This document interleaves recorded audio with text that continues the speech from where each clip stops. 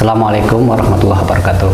Waalaikumsalam warahmatullahi wabarakatuh. Selamat siang, salam sejahtera untuk kita semuanya. Teman pemilih, berjumpa lagi dengan kami dalam program Ide Inspirasi Demokrasi, sebuah program dari KPU Kabupaten Boyolali yang mengangkat tentang tema-tema demokrasi dengan teman berbincang dari tokoh-tokoh inspiratif di Kabupaten Boyolali. Teman pemilih, suksesnya penyelenggaraan pemilu maupun pemilihan tidak bisa terlepaskan dari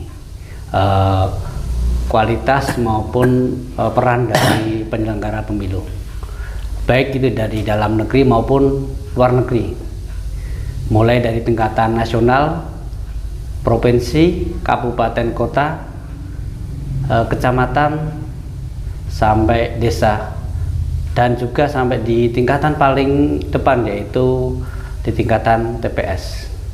Hal ini penting karena bagaimanapun juga peran-peran itu tidak bisa dinafikan. Teman pemilih, hari ini dengan teman berbincang kita hari ini, kita bersama dengan salah satu tokoh inspiratif di Kabupaten Boyolali. Beliau adalah dahulu merupakan penyelenggara pemilu di Kabupaten Boyolali. Kami perkenalkan, beliau adalah Bapak Purwanto, sarjana hukum, magister hukum. Selamat siang Bapak. Ya, selamat siang. Matur nuwun waktunya yang diberikan kepada kami dari Kabupaten Boyolali untuk menjadi narasumber teman berbincang kita kali ini di acara Inspirasi Demokrasi ini. Iya, baik. Saya menjadi komisioner sejak tahun 2003 sampai 2013, jadi 10 tahun waktu 10 itu. Tahun, iya. Jadi KPU pertama kali dibentuk komisioner KPU itu adalah saya termasuk pertama kali penyelenggara pemilu. Ya. Di dalam penyelenggara pemilu memang dengan sekarang dengan dulu sangat berbeda. Beda. Ya, dulu apa perbedaannya? Ya, waktu dulu logistik datang itu belum terkoordinasi sekarang itu ya. Dulu pernah logistik itu saya sampaikan itu tidak ada yang menerima, ada yang sampai di Tegalan diterima di Tegalan. Itu sebagaimana dengan mekanisme itu ya, alhamdulillah juga bisa lancar pada waktu itu. Gitu. Yaitu masalah distribusi di pemilu ya. 2014 kan 14. Pemilihan legislatif itu ya. Jadi bedanya apa dulu dengan sekarang? Dulu itu adalah pemilihan legislatif dulu, baru pilihan presiden. Kalau besok itu kan pilihan legislatif dengan presiden bersamaan, itu sangat berbeda itu, Mas Rohani. Iya. Pasca tidak menjadi penyelenggara pemilu ya Pak, sekarang aktivitas dari Pak Pur sendiri apa?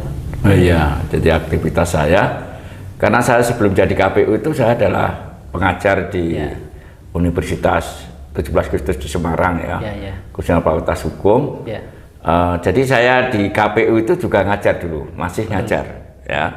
Ya, setelah itu saya juga aktivitas berikutnya setelah berdirinya Universitas Boyolali, saya juga ikut mengikuti berdirinya Universitas Boyolali juga sebagai pengajar di Universitas Boyolali. Nah, sekarang aktivitas saya yaitu jadi ngajar di Untak Semarang, saya mengajar di Universitas Boyolali. Di samping itu memang di dalam demokrasi saya juga ngajar politik hukum. Politik hukum itu juga kaitannya dengan apa itu demokrasi yang ada di Indonesia. Juga sering di dalam LSM, saya dulu juga ber-LSM juga sebagai pembicara dalam demokrasi, pesta demokrasi. Kalau itu mau pilkada ya pasti dalam pilkada saya juga menjadi pembicara. Oh gitu. Jadi walaupun itu, walaupun sudah tidak aktif di di penyelenggara pemilu masih menyampaikan informasi-informasi tentang demokrasi ya. Iya. Kemarin saya di Untak juga menjadi pembina dalam diskusi tentang Panwas juga. Masih ya. Iya, itu. Dia menjadi sering menjadi dalam hal itu. Jadi dulu di 10 tahun ya Pak di. Iya, 10 tahun. Iya. Penyelenggara sebelum itu Ya, sebelum itu saya pernah ada jadi sekretaris Panwas ya. Sekretaris Panwas juga. Ya, sekretaris Panwas itu terdiri dari beberapa tokoh masyarakat ya. Juga dari kejaksaan, dari pengadilan, dari pendidikan, ya itu ada beberapa pendidikan itu. Dulu kantornya kalau tidak keliru sekarang menjadi perpus baru itu. Perpus baru. Ya, dulu situ ada di pengadilan. Jadi dulu pengadilan negeri, pengadilan agama dulu itu, pengadilan agama kita pakai di situ. Dan memang dulu itu mekanismenya dari perwakilan dari unsur-unsur itu tadi ya Pak? Iya, dari unsur-unsur itu, ya, dari unsur-unsur itu menjadi Panwas dulu. Jadi itu waktu itu memang ya pemilihan agak rame karena ini ada beberapa partai yang besar-besar itu. Ya. Pernah terjadi saya sebagai saksi untuk di pengadilan negeri Boyolali, ya, money politik. Money politik. Money politik. Sudah ada ya Pak? Iya, pernah itu ya, itu berhadapan dengan takut. Semua orang jadi saksi itu takut karena berhadapan dengan partai politik, ya. Salah satu partai politik ada yang mengadang saya dan sebagainya. Sampai seperti itu ya Pak? Iya, iya dulu seperti itu, iya. Ya, penyelenggara di banyak tantangan juga ya Pak pada waktu itu. Iya betul, ada banyak tantangan dalam hal itu. Ya memang mungkin kalau di awal-awal mungkin penyelenggaraan pemilu belum tadi disampaikan. Pertama kaitan dengan logistik tadi sampai belum tertata dengan baik juga ya, gitu ya. Apalagi dulu mungkin SDM-nya mungkin gimana Pak dulu dari tingkatan? Ya kalau SDM dulu ya jadi ada lumayan lah di tingkatan SDM ya, baik saya di KPU di tingkatan PPK maupun di PPS itu sudah lumayan. Tapi kan penyelenggaraan pertama kali itu yang menjadi beban kita bersama. Gitu, waktu itu aja kejadian pada tahun itu 2004 untuk final graduate itu di dalam pengelompokan daerah pemilihan itu ada surat suara yang keliru. Sebenarnya surat suara itu di DP 3, dapil 3, kita kirim di dapil 5 karena banyaknya seperti itu ya awal tapi setelah itu juga bisa selesai juga. Iya. Oh berarti memang proses penyelenggaraan pemilu di awal-awal itu memang tantangannya memang berat ya, khususnya dari penyediaan mungkin SDM, yang kedua mekanisme yang dibangun memang betul. Dan maksudnya Pak kalau memang ya kaitannya dengan penyelenggara pemilu tadi ya, mungkin dari satu pemilu ke pemilu lain mungkin ada peningkatan dari itu sistemnya, regulasinya sampai persiapannya begitu ya Pak. Jadi kan kalau sekarang itu kan eranya mungkin berbeda ya ketika Pak Jenengan dulu menjadi komisioner KPU Boyolali ya. Mungkin ada perbedaan secara signifikan Pak yang sekarang terjadi di sekarang dan yang di dahulu itu. Ya tentunya ada perbedaan ya. Apa perbedaannya? Sekarang di dalam aturan KPU dulu itu agak lambat, kalau sekarang kan peraturan KPU sudah tertata ya, peraturannya sudah tertata semakin ke depan itu masalah dari segi aturan. Cepat juga ya? Iya cepat untuk perkembangan aturan-aturan itu. Juga SDM dari KPU, panjenengan pernah jadi PPK menjadi KPU, dari pengalaman itu kan, masalahnya dari pengalaman itu kan bisa ya, dulu ya. Ya pernah itu kan itu ya. Ini adalah perbedaan-perbedaan di dalam hal peningkatan KPU. Saya kira tidak hanya itu, ya. Sekarang mungkin honornya lebih besar dulu dengan sekarang, itu juga menjadi perbedaan dalam motivasi untuk kerja itu. Pak, jadi kan saat ini ya salah satu tantangan di dunia serba modern ini dan kecepatan informasi kepada masyarakat kan cepat sekali ya. Itu ada hoak Pak. Hoak itu kan sekarang hoak pemilu ya. Itu kan semakin cepat menyebar ke masyarakat dan itu berpengaruh banyak kan terhadap persepsi masyarakat juga terhadap pilihan-pilihannya maupun memandang demokrasi itu. Namun Bapak bagaimana itu melihat fenomena saat ini? Ya memang dengan canggihnya teknologi ya sekarang bisa mengakses dan lain. Dalam hal ini hoak itu yang kita perhatikan sebagai komisioner di dalam hal mungkin rekapitulasi penghitungan suara itu penting ya. Nanti kalau ini yang jadi DPR itu sebenarnya ini padahal itu belum pasti ya. Ada isu-isu seperti ini itu sering terjadi. Nah ini yang sering terjadi tentunya sebagai penyelenggara KPU kita berpedoman pada keputusan KPU ya. Jadi sebelum ada rapat pleno KPU tentunya belum bisa mengumumkan siapa yang jadi dan lain sebagainya. Secara resmi ada mekanismenya. Ada mekanismenya itu. Ya, jadi kan kalau di mekanisme itu kan kita ada menggunakan apa itu sebagai alat bantu juga ya, kita menggunakan aplikasi yang tujuannya untuk mempermudah penyelenggara pemilu di dalam merekap itu hasilnya itu dan juga untuk mengurangi ya potensi-potensi yang mungkin terjadi pelanggaran di dalam itu. Dan juga sebenarnya kalau di yang resmi itu kan ketika sudah diplenokan begitu ya Pak. Kalau dulu memang belum ada ya kalau seperti itu Pak ya. Ya, belum. Jadi pakainya itu belum pakai IT yang bisa kita belum itu seperti itu ya. Soalnya perkembangan zaman sekarang teknologi pakai IT ya, pakai survei yang itu kan bisa. Terus juga survei itu juga bisa terpercaya. Kadangnya itu ya. Kadang hasilnya itu hampir itu. Pak, kalau saya menjelaskan tadi kan dulu pernah menjadi satu penyelenggara pemilu baik itu di KPU maupun juga di pengawasan Panwas ya. Nah, dua lembaga ini kan menjadi ujung tombak dari penyelenggaraan pemilu di Indonesia saat ini. Menjenengan melihat peran dari dua lembaga ini bagaimana Pak agar nanti bisa mengawal dari segi pelaksanaan dan dari segi pengawasan agar nanti bisa berjalan dengan baik Pak. Iya. Terus dari dua hal itu saya pengalaman jadi Panwas lalu menjadi badan penyelenggara memang sangat berbeda ya. Kalau saya menjadi badan penyelenggara tentunya kita fokus di dalam pelaksanaan aturan-aturan itu harus sesuai dengan aturan. Ya, seandainya kita menetapkan calon pemilih, menetapkan calon DPR ya. Itu dulu terjadi di Boyolali itu.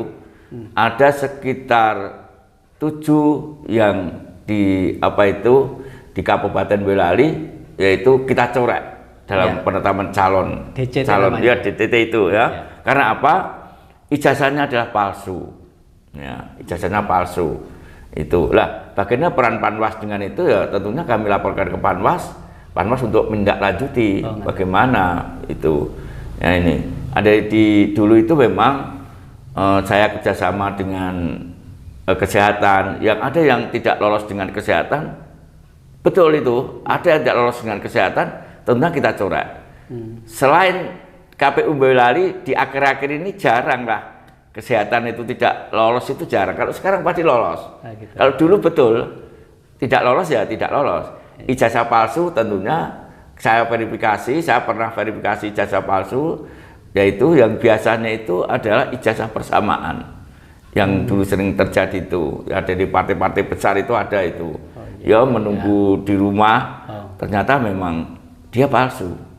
Iya, tentunya akan saya coret dari partai. Sesuai dengan undang-undang. Sesuai dengan peraturan undang-undang. Nah, kalau Panwas itu tadi ranahnya di dalam pengawasan itu ya, bagaimana dalam mengawasi tahapan-tahapan penyelenggaraan, baik itu dari pendaftaran pemilih sampai penetapan calon sampai penetapan hasil kan itu. Mengawal dari proses tahapan awal sampai nanti sampai akhirnya gitu ya. Iya, tentunya dari badan penyelenggara dan pengawas tentunya harus ada kerjasama yang baik lah dalam itu biar nanti tidak terjadi yang tidak diinginkan kita bersama. Itu Mas Rani. Ya, jadi memang baik itu KPU maupun pengawas ya Bawaslu itu sama-sama melaksanakan undang-undang kan begitu sesuai dengan tupoksi mereka masing-masing begitu. Jadi walaupun peran dan fungsinya berbeda, tapi bagaimana juga itu fungsinya untuk yaitu tadi goalnya adalah suksesnya penyelenggaraan pemilu begitu ya Pak. Mungkin ini kaitannya dengan ya seperti kita ketahui bahwa pemilu yang paling dekat itu adalah pemilu serentak tahun 2024 nanti. Dan di bulan Februari untuk pemilunya dan juga di pemilihannya adalah di bulan November ya 2024. Mungkin ada masukan Bapak ya selaku tokoh demokrasi di Boyolali ya, untuk penyelenggara pemilu. Seperti kita tahu ya Pak ya, di 2019 yang lalu kan banyak sekali tidak sedikit dari penyelenggara pemilu ini menjadi korban dari bukan korban ya istilahnya ya ada yang sakit, ada yang meninggal kan begitu, karena memang beban pekerjaan yang seperti itulah. Bagaimana nanti untuk di 2024 agar supaya kerja-kerja dari badan-badan ad hoc baik itu di Bawaslu, di pengawasan maupun di KPU sampai tingkatan bawah bisa berjalan dengan baik. Iya, kita harus belajar dari pengalaman tentunya ya. Memang pemilihan serentak ya legislatif dengan presiden itu memang ya cukup melelahkan itu di TPS, tentunya ada korban-korban di TPS ya, seorang KPPS menghitung ya, sampai itu capek dan lain sebagainya. Tentunya harapan kami ya di tingkatan TPS itu harus betul-betul diberi kesejahteraan dan keamanannya yang baik lah, itu ya kesejahteraan, dan itu untuk meningkatkannya itu sebelum belum harus istirahat betul itu ya. Dan di dalam seleksi KPPS tentunya harus kalau bisa ya cari yang muda, yang sehat ya, karena itu kan harapan saya penghitungan itu memang ya membutuhkan waktu betul karena legislatif sama itu bersamaan gitu. Jangan sampai seperti kemarin, kejadian kemarin ada sebagian yang seperti itu. Muda, sehat, menguasai dalam hal begitu ya. Terakhir Pak, ini kaitannya dengan secara makro ya, kalau kita melihat perkembangan demokrasi di Indonesia saat ini Pak, harapan-harapan secara keseluruhan begitu, pertama penyelenggaraan pemilu sampai nanti outputnya sebenarnya itu yang kita inginkan, outputnya dari siapa nanti pemimpin yang dipilih, terus kemudian untuk kesejahteraan masyarakat akan nanti perkembangan demokrasi di tanah air di Indonesia ya nanti biar lebih baik itu bagaimana? Ya baik, sebenarnya kalau kemarin perkembangan demokrasi kemarin untuk pemilihan presiden dulu ya, saya kira sudah bagus itu ya, menjabat tokoh presidennya yang terpilih dan lain sebagainya. Ya untuk ke depan tentunya sebagai badan penyelenggara tidak usah takut lah di dalam melaksanakan pesta demokrasi itu ya. Tidak usah takut dalam hal itu, yang penting kan benar sesuai rekapitulasi yang benar, ketentuan undang-undang ya, ketentuan undang-undang yang itu tentunya berlaku, tidak usah takut dalam hal pelaksanaan itu ya dalam pesta demokrasi gitu. Nah memang kalau pemilihan DPR itu ada pusat, ada kabupaten, ada provinsi. Nah itu yang perlu untuk pemilihan DPR itu ya juga harus tadi penyelenggara itu harus betul-betul memilih tadi yang muda, yang cerdas, yang tadi ya. Di dalam hal itu harapan kami secara demokrasi dan dilaksanakan. Untuk pemilih sendiri Pak, pemilih yang cerdas itu bagaimana? Oh ya, pemilih yang cerdas itu yang bagaimana? Pemilih yang cerdas itu tidak terpengaruh dengan apapun. Sekarang kan sudah bebas ya, aktif ya, untuk bebas dan ada luber, betul itu dijaga.